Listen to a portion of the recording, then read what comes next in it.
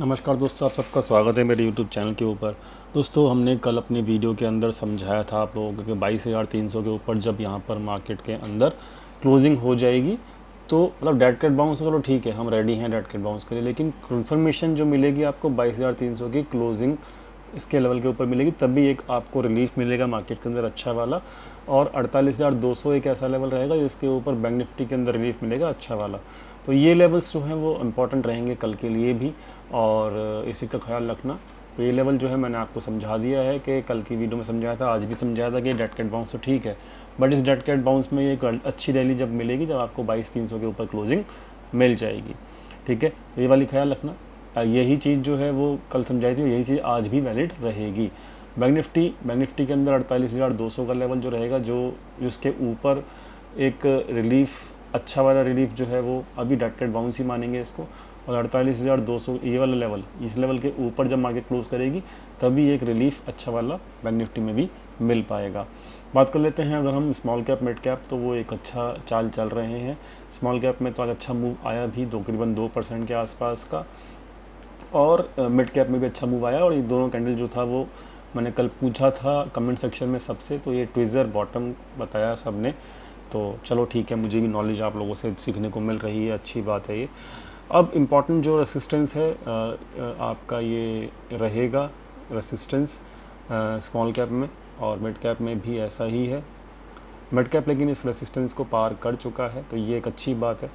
तो mid cap जो है ज़्यादा स्ट्रॉन्ग है in comparison to small cap, और ये एक अच्छी बात है कि स्मॉल कैप मिड कैप जो है वो अभी पावर में हैं और सही चल रहे हैं। तो स्मॉल कैप मिड कैप ठीक है, मतलब जो कि मार्केट के लिए पॉजिटिव है। निफ्टी की बात मैं कर चुका हूँ, 22,300 के ऊपर ही क्लोजिंग मिलेगी, तो यहाँ पर एक बाउंस जो है अभी भी वैलिड है, रेड कैट बाउंस, लेकिन कंफर्मेशन आपको 22,300 के ऊपर ही मिलेगी।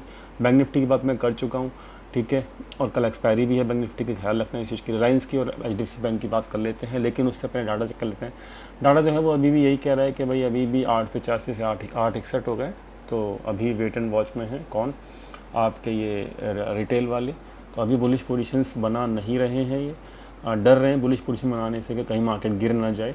तो ठीक है, इनकी जो परेशानी है वो इनको मुबारक, हम लोगों को यहाँ पर कोई दिक्कत नहीं होगी क्योंकि हम लोग इनको डेली बेसिस के ऊपर ट्रैक करते हैं। तो डाटा जो है अभी न्यूट्रल है, और FI की जो पोजीशंस कल थी वो आज हैं, तो ओवरऑल न्यूट्रल डाटा है, कोई दिक्कत इसमें नहीं होनी चाहिए। डाटा तो यहाँ पर कुछ नया बदलाव नहीं हुआ आज के दिन, लेवल्स भी कल के वाले वैलिड रहेंगे आज के लिए, और जो डाटा है वह वैसे का वैसे ही है, तो कोई दिक्कत यहाँ पर अभी नहीं है। तो मार्केट के अंदर आपको 22,300 के ऊपर फोकस करना चाहिए।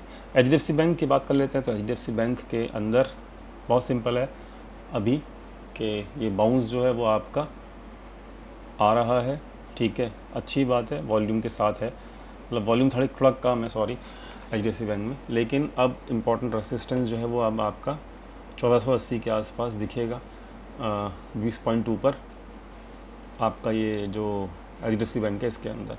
तो जब तक 1480 के ऊपर नहीं जाता तो भी आपका ये एक रिलीफ बड़ा वाला नहीं दे सकता। तो ये एक इम्पॉर्टेंट लेवल्स हैं, इम्पॉर्टेंट जंक्शन हैं जो भी हम चार्ट देख रहे हैं, और इन जंक्शन को लिख के रखिएगा, इन इम्पॉर्टेंट लेवल्स को लिख के रखिएगा, तभी कुछ यहाँ पे डिसीजन अपना बनाइएगा। और यहाँ पर बात कर लेते हैं रिलायंस की। रिलायंस जो है वो कल कैंडल अच्छी थी रिलायंस के अंदर, और आप देख सकते हो रिलायंस के अंदर जो कैंडल थी अच्छी सपोर्ट के आसपास से उठी, जो सपोर्ट हमने खींच रखा था वही, और जो ये इंपॉर्टेंट लेवल था 2847 उसके ऊपर जाने की कोशिश की। अब कल इसके ऊपर क्लोजिंग देता है तो ये अब फिर खींच देगा ऊपर की तरफ, और फिर हम इस वाले लेवल तक पहुंचने की कोशिश करेंगे। तो मतलब अभी स्कोप है HDFC बैंक और रिलायंस दोनों के अंदर, जिसकी वजह से यहाँ पर थोड़ा सा अभी भी बाउंस की तरफ हम देख सकते हैं डाटा पॉइंट्स को। बात कर लेते हैं FIs की नेट पोजीशंस जो हैं ऑन एंड की।